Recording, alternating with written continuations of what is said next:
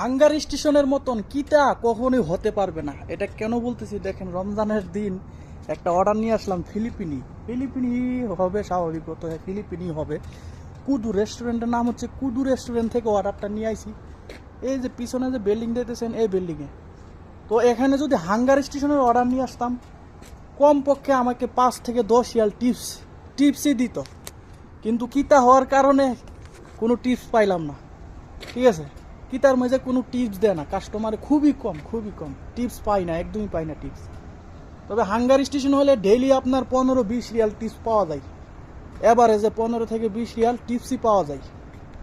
যাই হোক, একটা অর্ডার মারলাম, কালকে রাত্রে অফার ছিল, কিন্তু কালকে রাত্রে অর্ডার দিইনি আইডিতে। আজকে বাইরেলাম 10টার দিকে, এখন হচ্ছে সময় 11:30। আইডি অন করলাম, অন করে একটা অর্ডার নিয়ে আসলাম কুদু থেকে। আবার চলে যাচ্ছি আমি আমার জায়গায়।